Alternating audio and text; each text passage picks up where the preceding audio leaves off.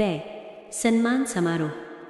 સ્થાન ગામ મોટી ખડોલ, મહુદા ડાકોર રોડ. સમય બપોરે 2 થી 5.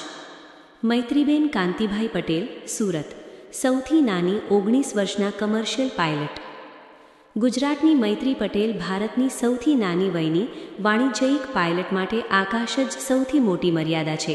તેણીએ 21 વર્ષની ઉંમરે ભારતની સૌથી નાની વયની મહિલા પાયલટ તરીકે 35,000 ફૂટની કાચની છત તોડનાર આયેશા અઝીઝનો રેકોર્ડ તોડ્યો.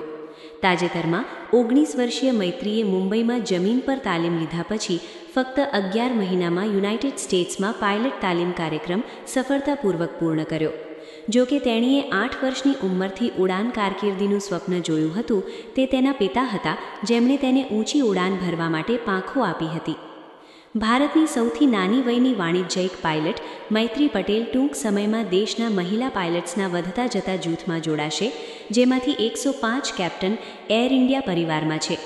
કુલ ભારતીય પાયલટ્સના 12.5% મહિલાઓ સાથે ભારતમાં વિશ્વમાં મહિલા પાયલટ્સનો સૌથી વધુ હિસ્સો છે, જ્યારે યુનાઇટેડ સ્ટેટ્સમાં મહિલા પાયલટ્સનો હિસ્સો 5.4%, કમર્શિયલ એરલાઇન્સના મહિલા પાયલટ્સના વૈશ્વિક સરેરાશ કરતાં થોડો વધારે છે. ભારત પછી આયર્લેન્ડ આવે છે, જ્યાં કુલ પાયલટ વસ્તીમાં મહિલાઓનો હિસ્સો 9.9% છે. સામાન્ય ભારતીય માતા પિતાથી વિપરીત, મૈત્રીના પિતા કાંતિલાલે તેમની પુત્રીના લગ્ન માટે બચત કરવાને બદલે તેના શિક્ષણ અને કારકિર્દીમાં રોકાણ કર્યું. સારા પરિવારમાંથી ન હોવા છતાં તેમણે તેણીને અંગ્રેજી માધ્યમની શાળામાં મોકલવામાં સફળ રહ્યા.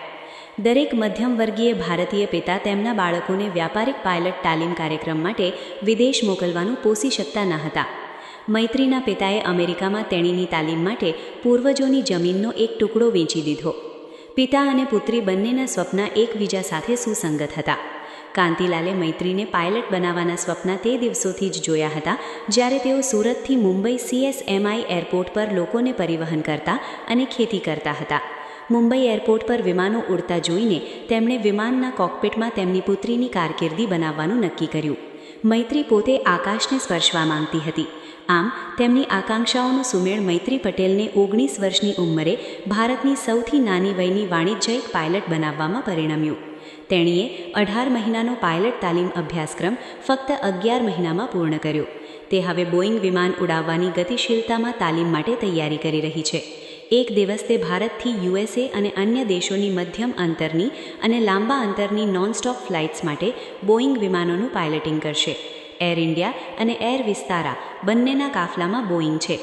નોંધનીય છે કે કેપ્ટન ઝોયા અગ્રવાલના નેતૃત્વ હેઠળ એક મહિલા પાયલટ ટીમે જાન્યુઆરી 2021માં રોગચાળાના સંકટની વચ્ચે ઉત્તર ધ્રુવ પર SFOથી બેંગલુરુની એર ઇન્ડિયાની સૌથી લાંબી અને પ્રથમ નોનસ્ટોપ ફ્લાઇટનું સંચાલન કર્યું હતું.